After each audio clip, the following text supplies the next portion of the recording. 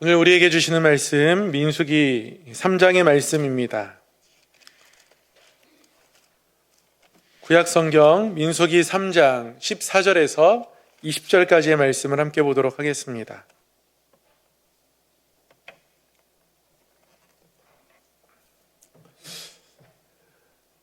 한 절씩 교독하도록 하겠습니다. 여호와께서 시내 광야에서 모세에게 말씀하여 이르시되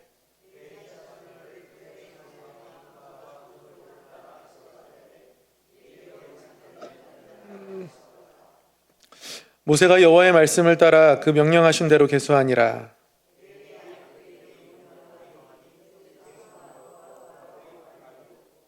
게르손의 아들들의 이름은 그들의 종족대로 이러하니 림니와 시므이요.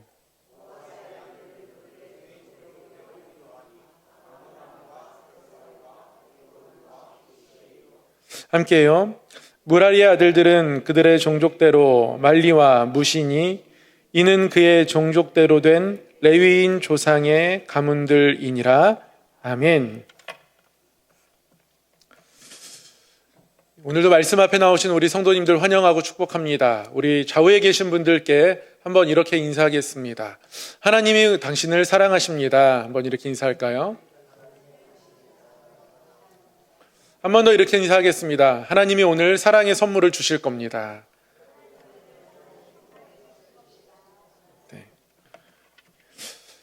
말씀을 준비하면서 느끼는 또 감정들이 굉장히 여러 가지가 있습니다. 어쩔 때는 두근거릴 때가 있고요.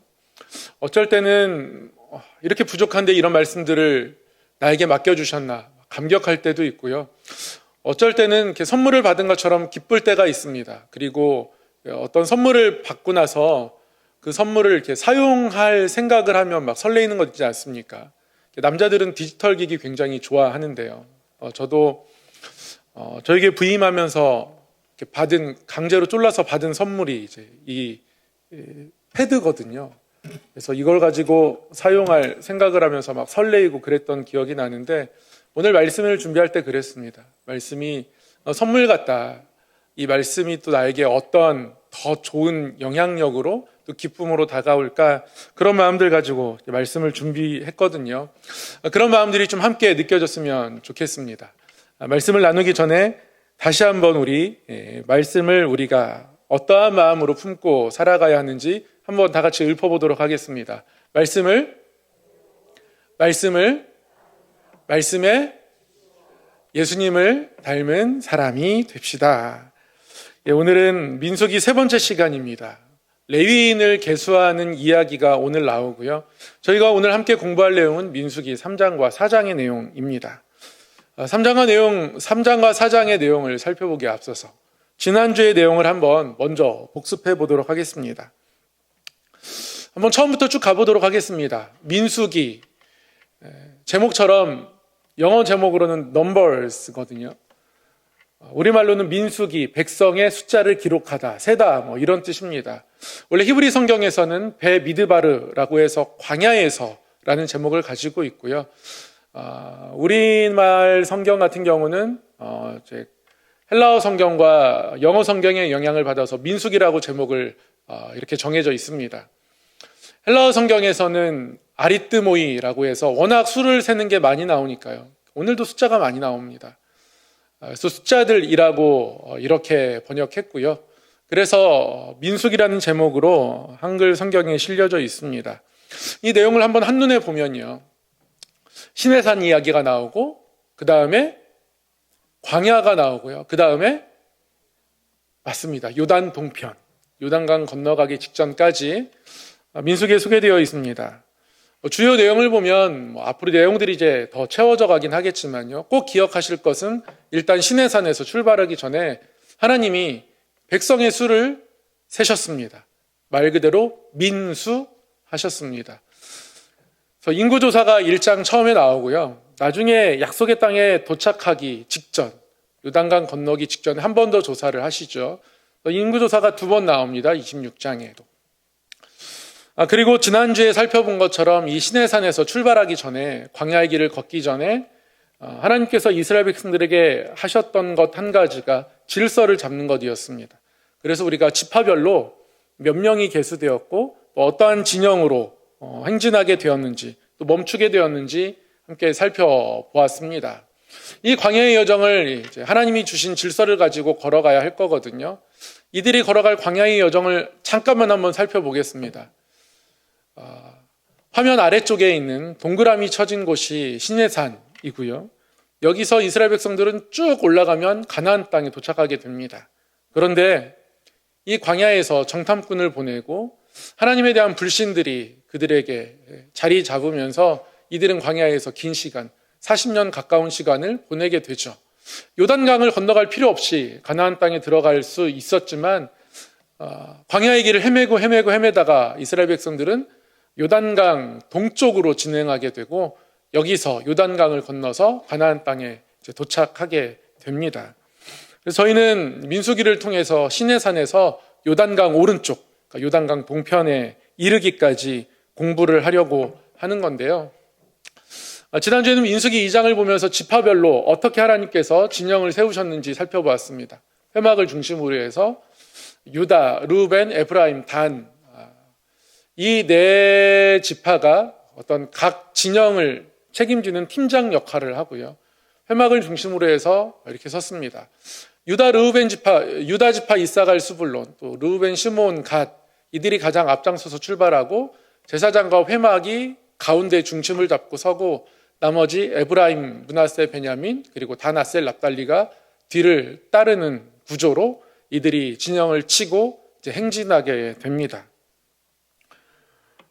이들의 진영을 친 모습을 그림으로 그린다면 아마 이런 모습일 거예요. 각 지파들이 회막을 중심으로 해서 둘러싸고 진영을 칩니다. 진을 치고 있고 그림을 잘 보시면 뭔가 가운데 쪽에 작은 무리들이 또 이렇게 있습니다. 그렇죠?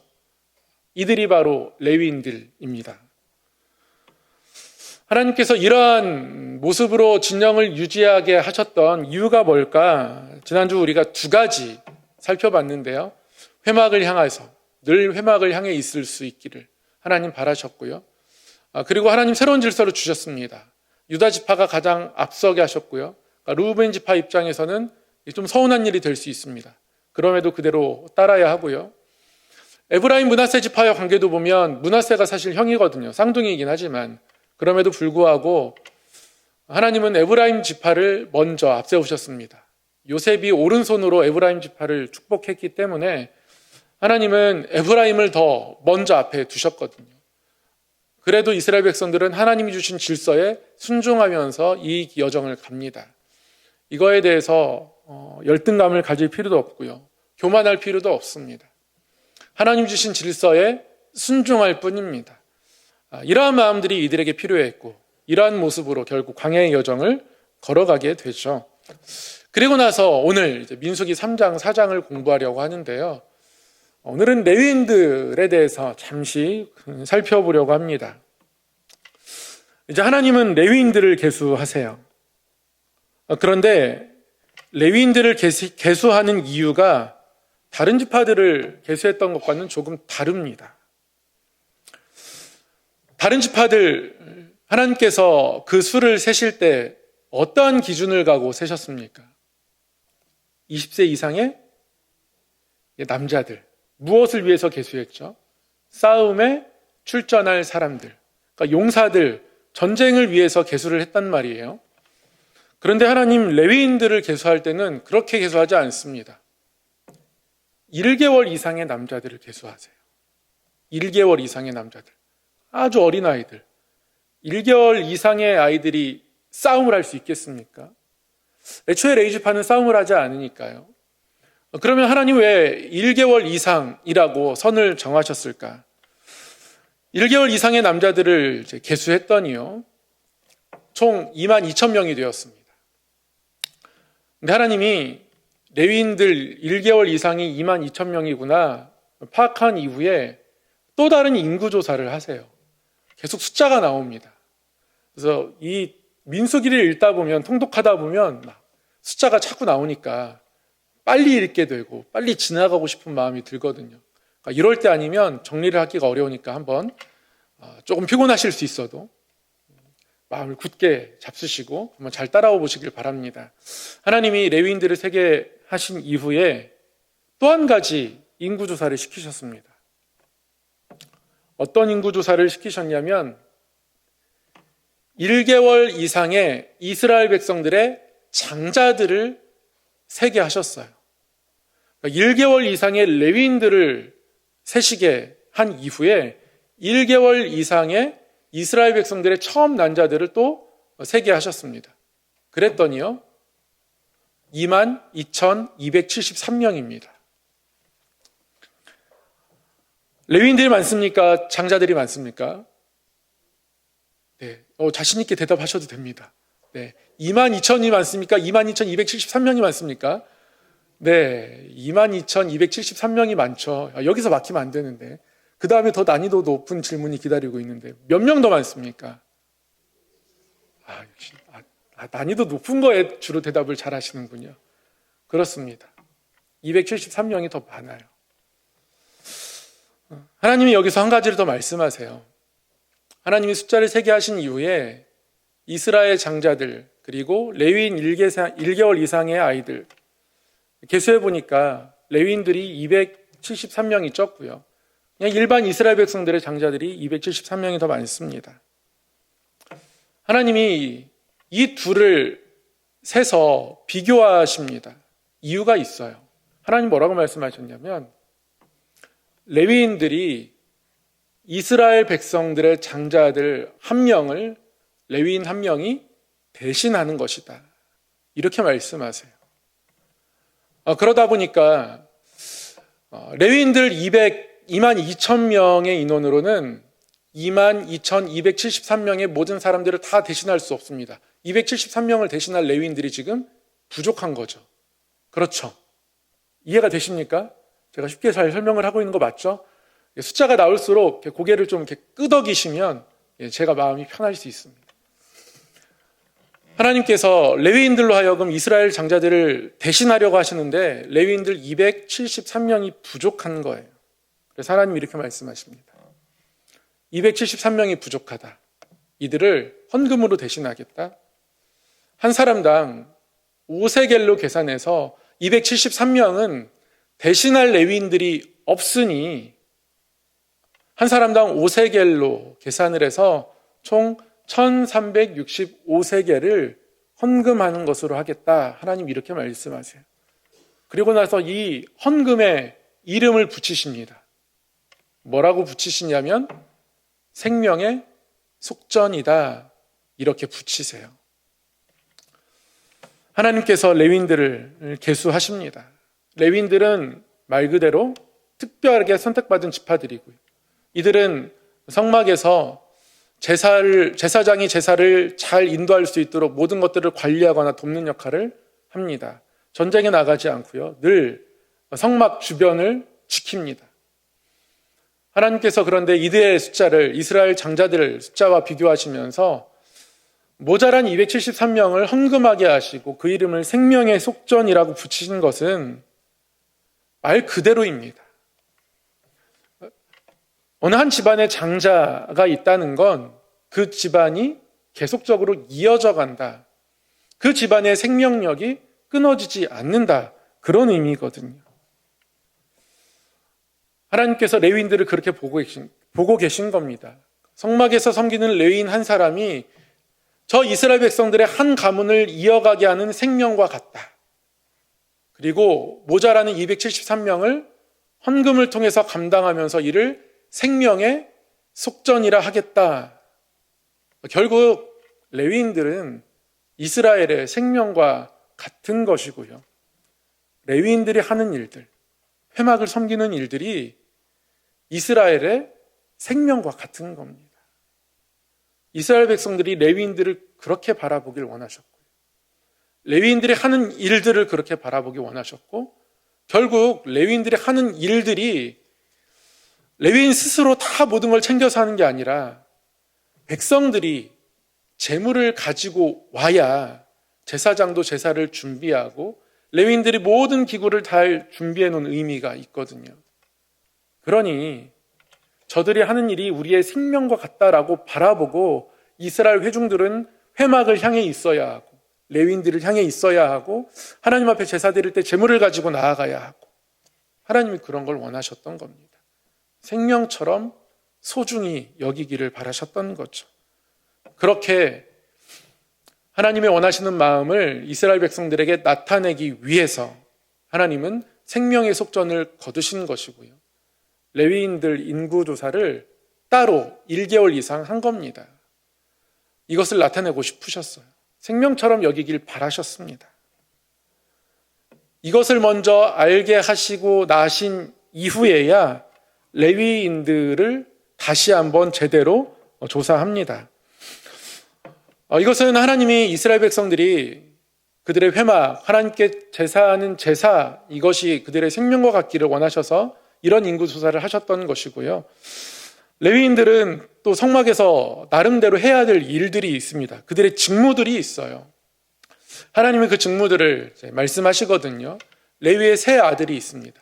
그 아들들의 후손에 따라서 직무를 분업을 해주십니다. 레위의 첫째 아들 게르손, 그리고 그 후손들에게는 성막을 덮는 장막이나 휘장이나 덮개 이런 것들을 운반하도록 하세요. 어떤 천들, 가죽들을 맡은 겁니다. 그리고 고핫, 둘째 아들 자손에게는 성소 안에 있는 거룩한 성물들을 운반하게 하십니다. 떡상도 있고요. 촛대도 있고 향단도 있습니다. 이런 것들을 잘 관리해야 합니다. 그리고 이런 것들을 잘 운반해야 합니다. 물론 모든 준비들은 제사장들이 합니다. 제사장들이 준비를 마치면 이들이 와서 하나님이 원하시는 율법에 따라서 이 모든 것들을 잘 나릅니다. 그리고 마지막 세 번째 아들 무라리, 그리고 그의 후손들은 성막을 세우는 널판, 그리고 기둥들을 세우는 어떤 부속물들, 그러니까 구조물들인 거예요. 이런 것들을 담당합니다. 이렇게 각각 레위의 세 아들이 또 그의 후손들이 분업해서 성막을 운반하는 일들을 감당하게 되는데요. 이게 레위인들의 직무입니다. 이거 쉽지 않았을 거예요. 레위 아들들이 이 모든 일들을 감당함에 있어서 하나님은 이들의 노고를 아시기도 하셨고요. 또 이것들이 정말 잘 지켜지기를 원했습니다. 가다가 지치면, 흔들리면 이들이 운반할 때 예를 들어 떡상을 운반하잖아요. 그러면 떡을 진설한 채로 운반합니다. 떡을 따로 챙기는 게 아니에요. 가다가 떡을 엎을 수도 있습니다. 정말 떨렸을 것 같아요. 여기서 이만큼 물을 담아가지고 물컵을 들고 오는 것도 굉장히 어렵거든요. 푸드코트 가면 음식 받아가지고 자리까지 오는 그 몇 걸음도 굉장히 어렵습니다. 찰랑찰랑 해가지고요.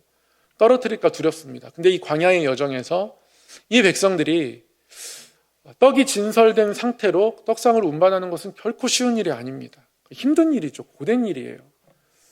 전쟁이야 얼마나 자주 있겠습니까? 정말 레위인들은 전쟁에 나가지 않는다라고 하나님으로부터 어떤 안전권을 보장받은 듯 하나 그 고된 정도에 있어서는 사실은 훨씬 더 힘들고 어렵습니다. 레위 아들들이 이런 일들을, 힘든 일들을 감당해야 하는 거예요. 성막 앞에서는 이렇게 진을 치고 있죠. 남쪽에 고핫, 그리고 서쪽에 게르손, 그리고 북쪽에 무라리 자손들이 진을 칩니다. 성막 오른쪽, 동쪽에는 누가 있을까요? 빠진 사람. 네. 모세와 아론, 그리고 그의 아들들이 있습니다. 그래서 모세와 아론, 그의 아들들이, 제사장들이 문이 동쪽으로 나 있으니까요. 그 안으로 들어가서 모든 준비를 마치면 고핫, 게르손, 무라리 이 세 자손들이 각기 맡은 일들을 잘 해나가면서 이것을 나르는 겁니다. 이러한 직무를 맡겨주시면서 하나님이 다시 한번 레위인들을 계수하십니다. 성막에 관련된 직무를 맡기시면서 그 직무를 위해서 또 한 번 계수하시는 거예요. 그래서 레위인들은 2번 계수를 합니다. 이번에는 하나님께서 30세, 50세라는 또 다른 기준을 제시하세요. 이스라엘 백성들 다른 지파들은 20세 이상 싸움에 나갈 만한 사람들을 계수했거든요. 레위인들은 30세, 50세 이 범위를 계수하십니다. 10년이 더 뒤로 밀려 있습니다. 왜 그럴까요? 그 20대 한창 때를 지나서 그래도 뭔가 인격적인 성숙함이 있을 그때부터 직무를 시작하게 하십니다. 그래서 30세로 규정하고 있습니다. 비슷하죠. 저희 교단 헌법도 어떤 중요한 직분자의 나이를 규정합니다. 한선을 분명히 못 받고 있어요. 이 정도 나이 이상이 되어야 장로가 될 수 있다라고 교회 헌법을 통해서 분명히 명시를 합니다. 똑같습니다. 그리고 이스라엘 다른 지파들, 전쟁에 나갈 만한 사람들을 계수할 때 그때 다른 지파들 같은 경우는 20세 이상이고 은퇴의 나이가 없습니다. 계속하는 거죠. 전 싸울 수 있을 때까지, 전쟁이 있을 때 나가 싸워야 하는 겁니다. 근데 레위인들은 50세로 하나님이 그 상한선을 정하셨어요. 일이 고되거든요. 또 당시 이 광야의 여정을 걷고 이 힘든 길들을 지나면서 많은 사람들이 어떤 수명이 좀 짧아졌다고 많은 역사학자들은 이야기합니다. 그런 모든 것을 고려하여서 이 성막을 운반하는 힘들고 고된 일이 완벽하게 진행될 수 있을 나이를 하나님이 최소한으로 좀 줄이셨습니다. 이 범위를 줄이시면 범위 밖에 있는 사람들 입장에선 조금 서운할 수 있는데요. 하나님은 이 백성의 공동체의 안전을 위해서, 그리고 직무가 정확하게 행해지는 것들을 위해서 이렇게 범위를 줄이셨습니다. 이렇게 따로 계수하게 하죠. 그래서 모든 일들을 감당할 사람 8,580명을 하나님께서 세우십니다. 이렇게 레위인들 나이로도 범위를 줄이고, 그리고 각 자손별로도 어떤 일들을 분배했습니다. 제가 게르손 자손이면 조금 서운할 것 같아요. 왜냐하면 그래도 성막 안에 제사장들이 들어가는 공간에 있는 가장 중요한 물건들은 고앗 자손이 다루거든요. 내가 형인데 동생이 뭔가 더 중요한 일을 하는 것 같을 수 있습니다.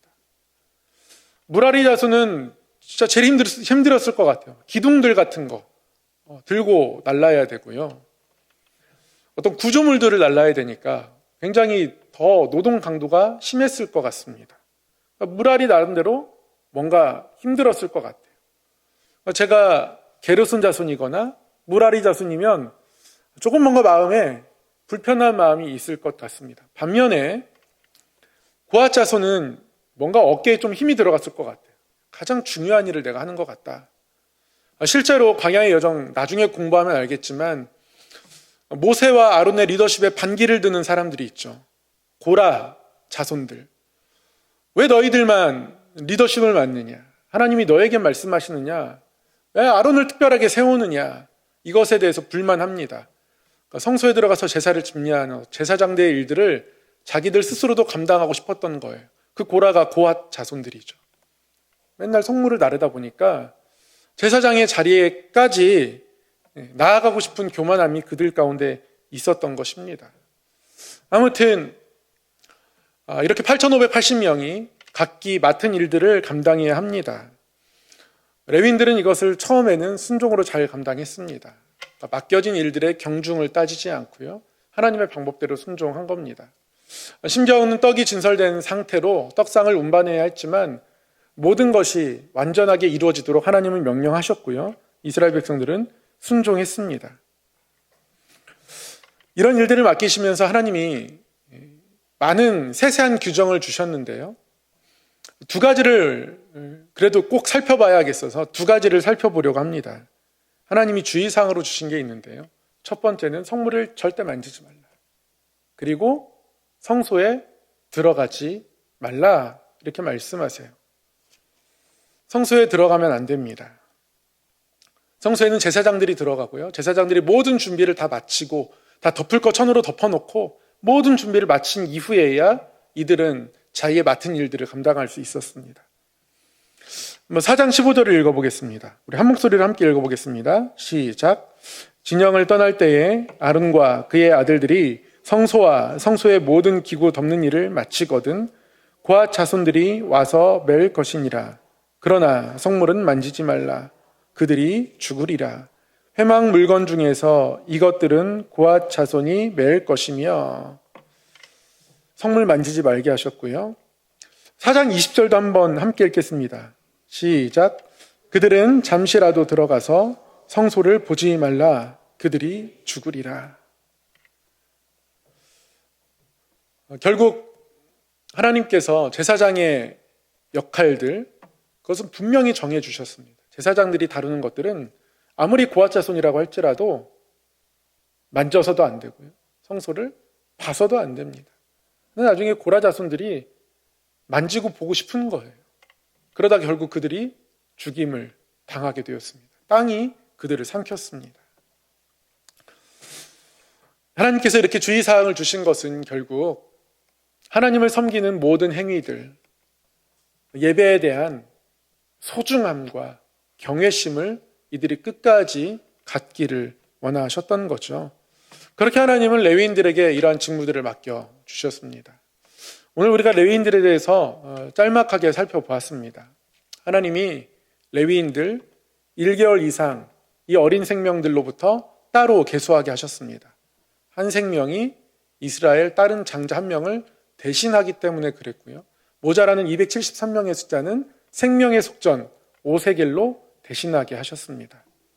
하나님이 레위인들이 섬기는 일들, 이 레위인들을 생명처럼 바라보길 원하셨고요. 그리고 레위인들에게 각기의 직무들을 맡겨주시면서 그 직무에 순종하기를 원하셨는데요. 그러면서 또한 그들의 선을 넘지 말 것을 말씀하셨습니다. 넘으면 어떻게 됩니까? 죽습니다. 그들의 질서를 생명처럼 지켜내기를 원하셨던 거예요. 이렇게 예배할 때 하나님은 동행하십니다. 다시 한번 우리가 하나님이 우리에게 주신 예배의 자리를 소중하게 바라보고 나아갈 때 하나님이 우리에게 어떤 은혜를 베푸실까? 하나님의 약속이 말씀 가운데 새겨진 것 같아서요. 저도 전에 민수기 3장 4장 읽으면 다달달 외웠거든요. 왜냐하면 신대원 입시에 나오니까. 그래, 22,000명, 22,273명 이렇게 해가지고 273명이 더 많았어. 이러면서 숫자를 다 기억해야 하고 8580 이렇게 외우고 숫자를 외우는 게 너무 급급했어가지고 별로 큰 은혜를 못 느끼고 지나갔던 것 같아요. 그런데 하나님이 이스라엘 백성들로 하여금 하나님의 질서를 잘 지켜가며 하나님의 하나님 되심 가운데 그들의 삶 가운데 모셔드리고 하나님은 그들의 하나님이 되셔서 그들의 모든 여정에 동행하고 싶으셨던 겁니다. 그래서 하나님이 이들에게 질서를 세우고 계세요. 하나님이 함께 가시려고. 그래서 말씀을 읽고 나니까 선물과 같은 것이고 우리가 예배 가운데 정말 예배를 소중히 여기면서 하나님을 바라보고 구하면 하나님이 우리의 인생 가운데 또한 동행하시겠구나. 하나님이 우리 삶에 동행하시려고 이런 질서들을 세워가시는구나 고백하는 마음이 드니까 너무너무 귀하고 감사하더라고요. 민수기 3장 4장 이 레위인들의 숫자, 워낙 많은 숫자, 또 낯선 이름들이 많이 나와서 혹시 성도 여러분들께서도 그냥 스치듯 지나셨던 부분이 아닐까 싶습니다. 그러나 오늘 말씀을 통해서 다시 한번 하나님의 뜻과 마음을 우리 삶에 담아내기를 원합니다. 3장 4장을 읽고 정리하면서 이렇게 내용을 적어 보았습니다. 한번 함께 읽어볼까요? 시작. 하나님과 동행하는 삶의 중심에는 예배가 있어야 한다. 이스라엘 백성들의 여정에 회막이 있었듯이 말이다. 그리고 직무를 맡은 사람들은 그것을 아주 소중하게 여겨야 한다. 그리고 백성들은 그들을 존중하고 섬기며 따라야 한다. 이것이 하나님이 동행하시는 삶의 질서이다. 아멘. 교회 안에서 섬기며 우리가 스스로를 서로 비교할 때도 있습니다.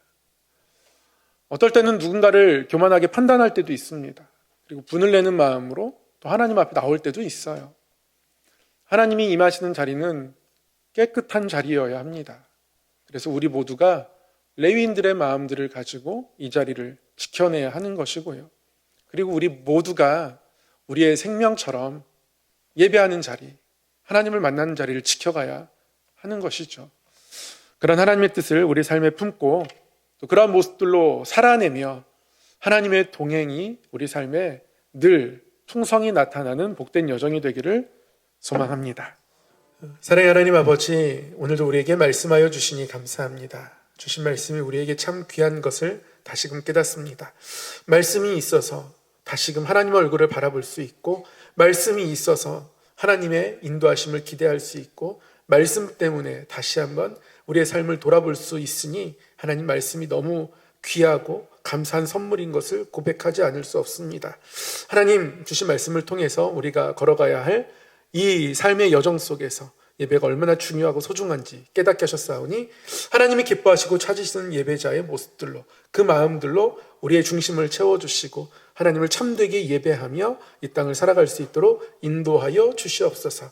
광야의 여정 속에서 레위인들이 치열하게 그들의 자리를 지켜가고 질서를 지켜가며 예배가 온전히 하나님 앞에 드려지기를 바라고 구하고 또 순종했듯 우리의 마음과 중심 또한 하나님 앞에서 그러하며 나아갈 수 있도록 인도하여 주시옵소서. 우리 성원교회를 붙들어 주시고 하나님 기뻐하시는 교회, 늘 하나님과 사귐이 있는 교회 될 수 있도록 인도하여 주셔서 예배 안에서 하나님의 품을 경험하고 그 하나님의 품으로 세상과 이웃을 품어내어 하나님의 꿈을 이루어가는 교회 될 수 있도록 인도하여 주시옵소서. 우리의 자녀들 또한 이 많은 유혹과 많은 혼탁한 가치관들이 그들의 삶을 채워가지만 하나님을 사랑하고 하나님을 예배하는 자리 끝까지 지켜갈 수 있도록 하나님 저들의 생각을 붙들어 주시고 성령 하나님 지켜 보호하여 주시옵소서.